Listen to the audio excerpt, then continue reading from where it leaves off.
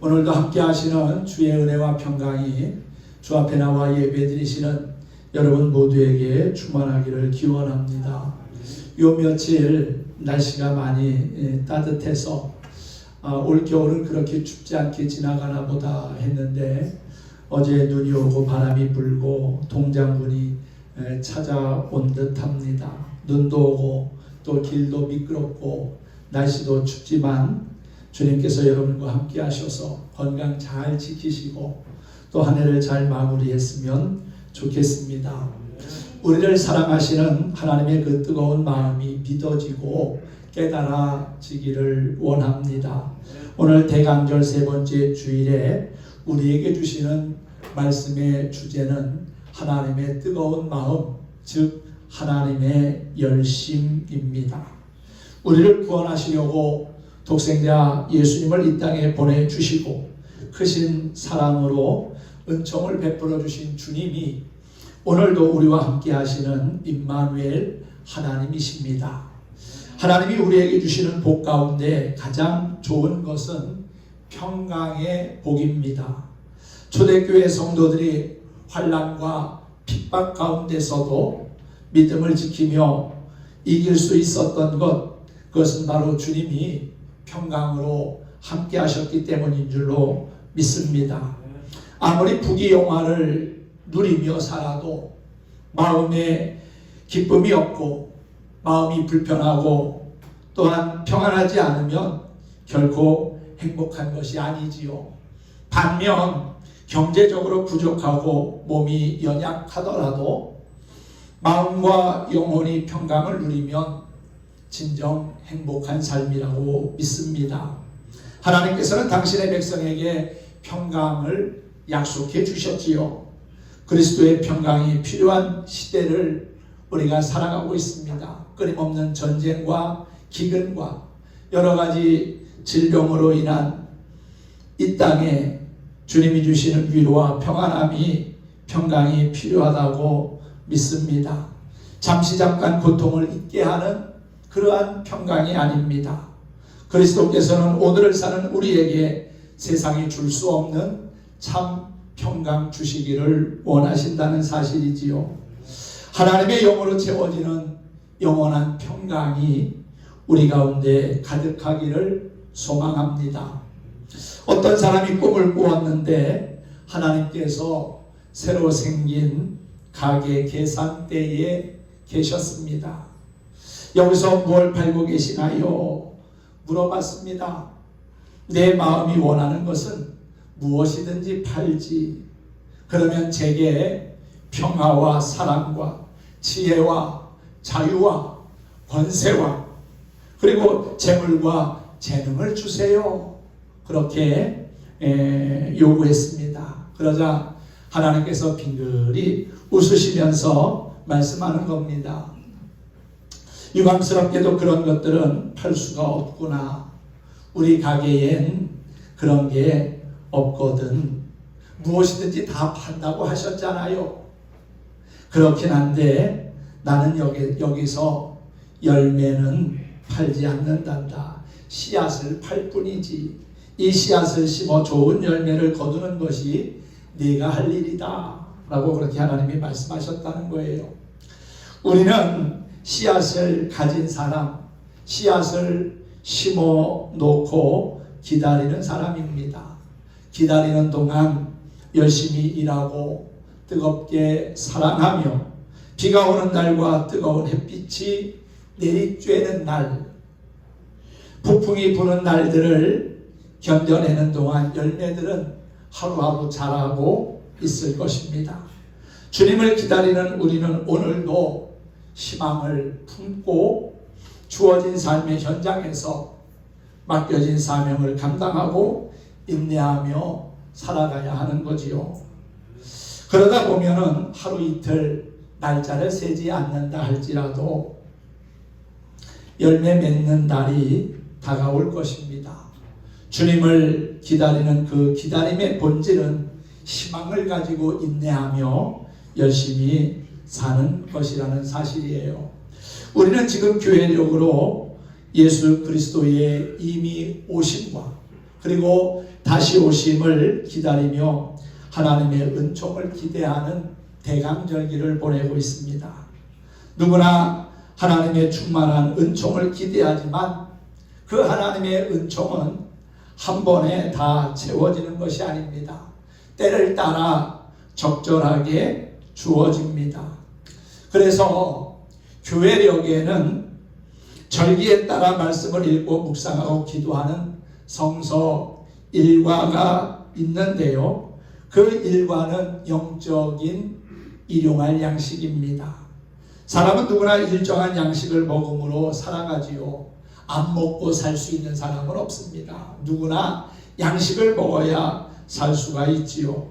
그런데 한 번의 양식을 다 먹을 수 있는 것은 아닙니다. 한 번 먹고 안 먹는 사람은 없습니다. 아무리 배불리 먹어도 그 다음날 되면은 다시금 음식을 먹고 또 생활을 해야 되지요. 하나님의 충만한 은총도 한 번 다 받고 끝나는 게 아니라는 거예요. 때를 따라 필요한 양으로 하나님께서 우리에게 채워주십니다. 그때 필요한 은혜를 주시면서 우리로 하여금 죄악된 세상을 이기며 살아가도록 함께 하신다는 것이지요. 대강절 기간에 하나님이 주시고자 하는 은혜의 선물이 있습니다. 그 은혜의 선물이 바로 하나님 자신이라는 사실이에요. 하나님은 자신을 우리에게 드러내시기를 기뻐하십니다. 예배를 통해서 당신을 드러내실 때도 있고요. 또한 우리가 찬양하며 기도할 때 하나님은 당신의 뜻을 우리에게 깨닫게 하시기도 합니다. 삶의 여정에서 찾아오시는 그 주님의 은총이 늘 우리 가운데 충만하기를 기원합니다. 출애굽부터 시작해서 사사와 왕정 시대에 이르기까지 이스라엘이 고통스러운 일을 당해 겸비한 마음을 가지고 하나님께 부르짖을 때마다 하나님께서는 그들의 기도를 들으시고 응답하시고 회복의 역사를 이루셨지요. 그러면 문제가 해결되고 하나님과의 관계도 회복이 되었습니다. 늘 언제 어디서나 하나님께 영광을 돌리며 주님과 동행하는 삶을 산다면 얼마나 좋겠습니까? 그런데 개구리가 올챙이적 생각 못한다고 재물이 많아지고 지위가 올라가고 높아지면 어려웠을 그때의 상황을 자꾸만 잊어버립니다. 이스라엘의 역사가 이 사실을 우리에게 분명히 말해주고 있어요. 하나님과 화목은 잠시뿐이고 이스라엘은 급한 불만 끄면 그러면 다시금 교만해지고 우상 숭배에 빠집니다. 그 죄들이 쌓여서 결국 하나님의 징계와 또한 심판을 받게 되지요. 그러면 그 고통스러운 일로 인해서 다시금 하나님께 부르짖습니다. 이렇게 이스라엘의 역사는 다람쥐가 쳇바퀴 돌듯이 계속해서 좀처럼 그 징계의 굴레를 벗어나지 못하며 살아왔다는 것입니다. 다윗의 자손이 대를 이어 왕노릇하며 하나님의 특별한 보호를 받던 유다 민족은 왕으로부터 우상 숭배에 물들어갑니다. 오직 하나님 그 한 분만을 섬기고 예배하면 얼마나 좋습니까? 그런데 하나님도 섬기면서 또 한편으로는 우상을 섬기는 그러한 모습을 보인 겁니다. 왕이 하나님을 섬기지 아니하고 그릇된 길로 향하니까 백성들도 왕을 따라서 우상을 섬기며 그릇된 길로 나아갑니다. 결국 하나님은 쌓인 그러한 죄악을 보면서 심판의 칼을 들어 이방 민족을 통해서 이스라엘 백성들을 치게 하십니다. 자신들이 뿌린 죄의 열매로 고통받아야 했던 흑암의 땅 유다에 그리고 어둠 중에서도 꺼져가는 믿음의 등불을 지키기 위해서 멸시와 천대를 받으며 남은 자로 살아야 했던 백성에게 이제 하나님이 오셔서 다시 영화롭게 하실 것을 오늘 이사야 선지자를 통해서 예언하고 있습니다. 하나님이 임하시는 그날 사망의 그늘진 땅에 거하던 백성들은 빛을 보고 또한 기쁨을 회복할 것이라고 말씀하고 있지요. 이는 물론 포로기 이후에 이스라엘이 다시 회복될 것을 말씀하고 있는 거지만 궁극적으로는 이 땅에 오실 하나님의 아들 메시아에 대한 예언의 말씀이기도 합니다. 한 아기가 이 땅에 와서 세상을 통치할 것인데 그의 나라는 영원한 평화의 나라, 그리고 공평과 정의가 다스림을 받는 나라가 될 거라는 사실입니다. 이사야서 8장 마지막 절을 한번 보시기 바랍니다. 오늘 9장의 말씀을 읽었는데요. 8장 22절 마지막 절을 보면은요, 이런 말씀이 있습니다. 땅을 굽어 보아도 환난과 흑암과 고통의 흑암뿐이리니 그들이 심한 흑암 가운데로 쫓겨 들어가리라 그랬지요. 이사야서 8장은 어두움으로 흑암으로 마무리가 되고 있습니다. 그 마지막 절에 보면은 흑암이라고 하는 단어가 3번 나오는데 그 흑암의 강도가 점점 더 세지고 있는 것을 볼 수가 있습니다. 흑암, 고통의 흑암, 그리고 심한 흑암이라고 그렇게 3번에 걸쳐서 소개하고 있지요. 이사야는 어둠을 묘사하는 이 3번의 단어들을 사용하며 소망이라고는 전혀 찾아볼 수 없는 절망적인 상황을 이야기합니다. 빛이 없는 세상은 아무런 소망이 없습니다. 그런데 놀랍게도 이사야서 9장은 소망의 메시지로 시작을 합니다. 한글 성경에는 생략되어져 있지만 히브리어 성경에는 오늘 이 본문 1절에 그러나라고 하는 접속어가 삽입되어 있습니다. 전에는 흑암만이 가득했지만 이제는 그렇지 않을 거라는 뜻이지요. 머지않아 새로운 소망의 시대가 열릴 것이라는 선언입니다. 그 이유는 사망의 그늘진 땅에 빛이 임하였기 때문이라는 사실입니다. 그 빛이 무슨 빛입니까? 소망의 빛입니다. 구원의 빛입니다. 그리고 생명을 가져다주는 빛이지요. 오늘 2절 말씀에 보니까 흑암에 행하던 백성이 큰 빛을 보고 사망의 그늘진 땅에 거주하던 자에게 빛이 비치도다 그랬습니다. 빛은 어둠을 이길 수 있지만 어둠은 결코 빛을 이기지 못합니다. 아무리 작은 빛이라 할지라도 빛이 임하는 자리에는 어둠이 존재할 수 없기 때문이지요. 빛이 임하는 순간 어둠은 달아나 버리고 맙니다. 그 빛은 한 아기의 모습으로 이 땅에 임했습니다. 이 땅은 온통 어두움뿐이었기에 빛은 이 세상이나 인간에게서 나올 수는 없습니다. 따라서 빛은 밖으로부터 우리에게로 와야만 했습니다. 우리를 위해 태어난 그 아기는 이 땅 가득한 흑암을 몰아내기 위해 밖으로부터 우리에게 온 참 빛이라는 사실입니다. 할렐루야. 그분의 이름이 오늘 뭐라고 묘사됩니까? 6절에 보면은 그분의 이름을 아주 다양하게 표현하고 있습니다. 한번 같이 볼까요? 이는 한 아기가 우리에게 낳고 한 아들을 우리에게 주신 바 되었는데 그의 어깨에는 정사를 메었고 그의 이름은 기묘자라 모사라 전능하신 하나님이라 영존하시는 아버지라 평강의 왕이라 할 것임이라 그랬어요. 사랑하는 성도 여러분, 그분의 이름이 기묘자 모사라고 말씀합니다.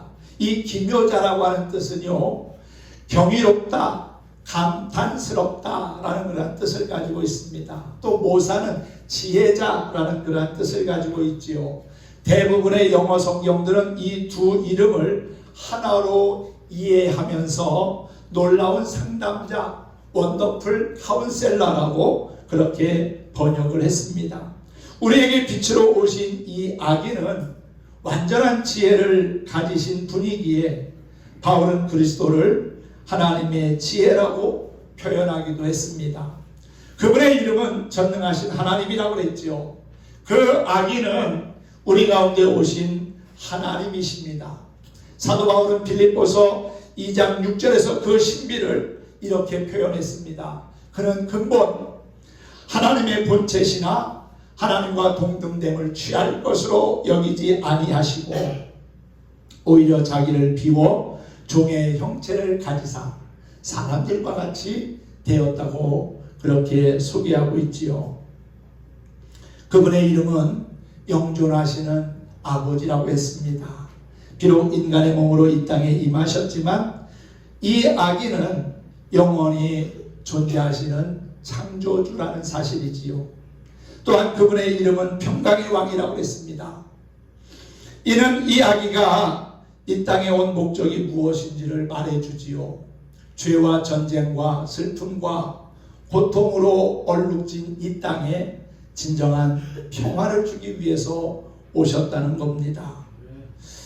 이 아기는 이 땅의 진정한 평화를 회복시키실 겁니다.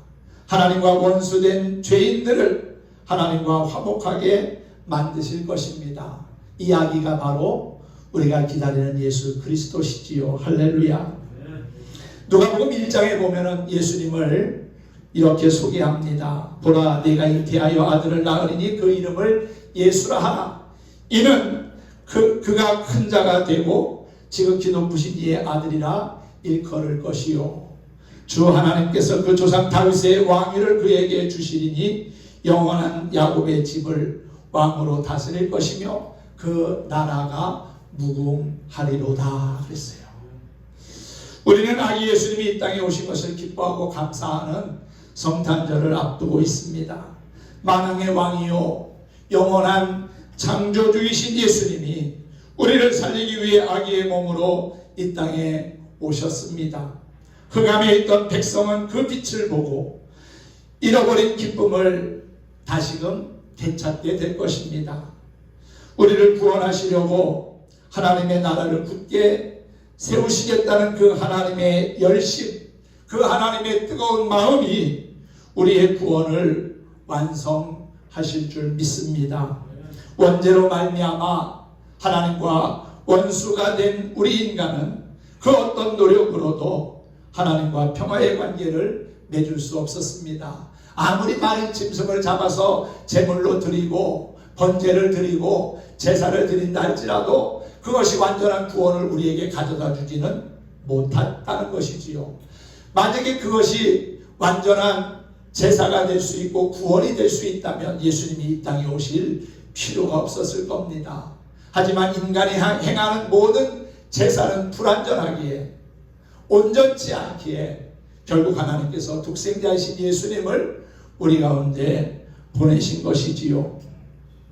사랑하는 성도 여러분, 우리는 하나님을 믿음으로 말미암아 구원함을 얻었고요. 또한 예수 그리스도를 나의 구주로 영접하는 순간 하나님의 자녀된 삶을 살아가게 된 것입니다. 하나님은 일찍이 당신의 독생자 예수님을 구원의 메시아로 이 땅에 보내실 것을 이렇게 구약 성경을 통해서 예수님이 탄생하시기 600년 700년 전의 선지자를 통해서 말씀을 예언해 주셨습니다. 앞에서도 말씀드린 것처럼 오늘 본문 말씀의 시작은 우리가 구원받기 이전에 어떤 상태에 있었는지를 분명하게 이야기하고 있습니다.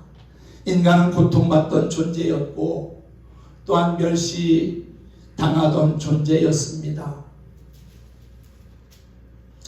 9장 1절에 그런 말씀이 있잖아요. 전에 고통받던 자들에게는 흑암이 없으리로다 하면서 우리가 멸시를 당하였고 또한 고난 가운데 있던 존재였다는 거지요.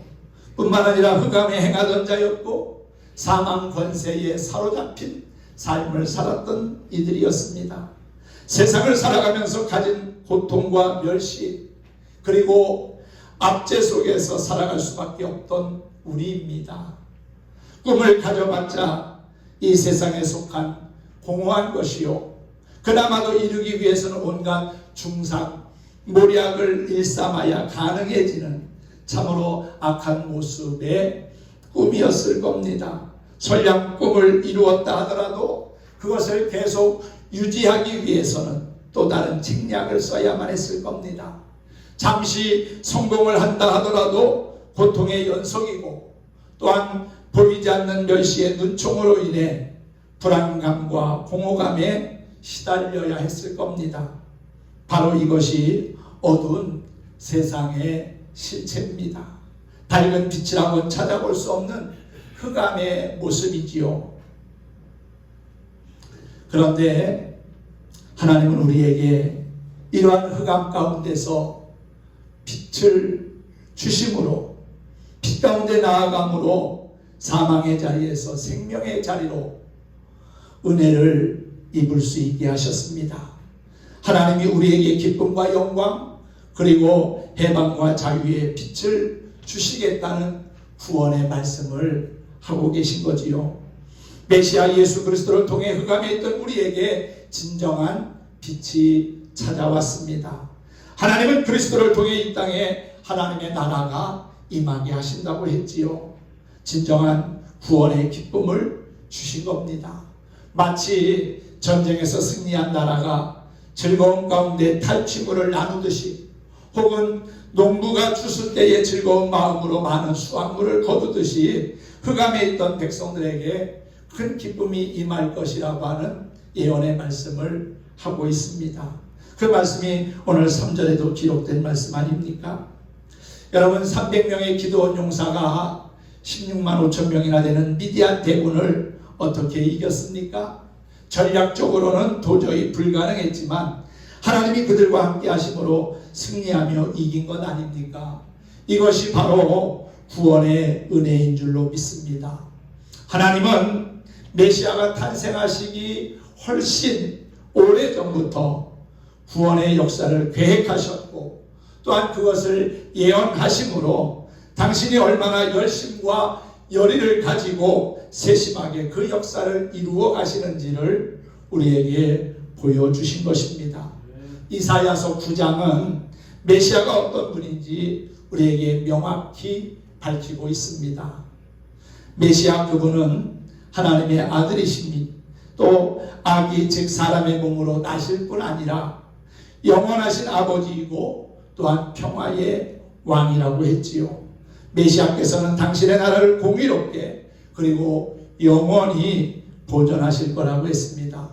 죄로 인해 하나님과 원수되었던 우리를 하나님의 자녀로 회복시켜 주신 그 평화의 왕 예수 그리스도를 찬양하기 바랍니다.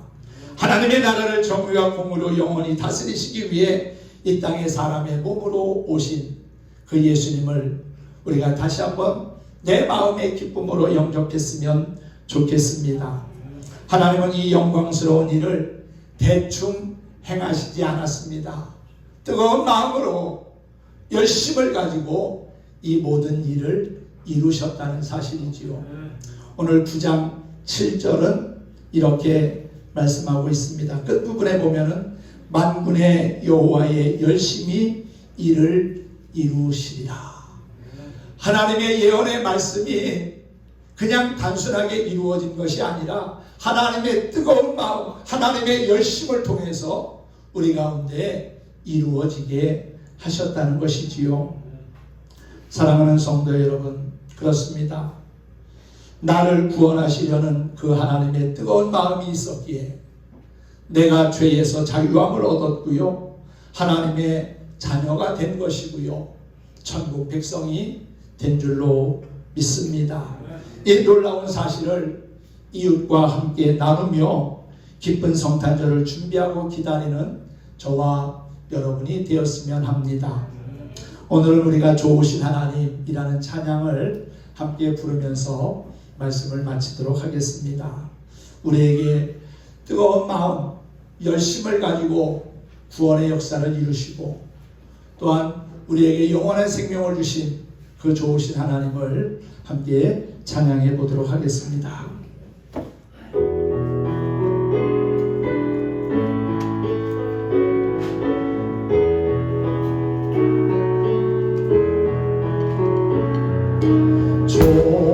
좋으신 하나님, 좋으신 하나님,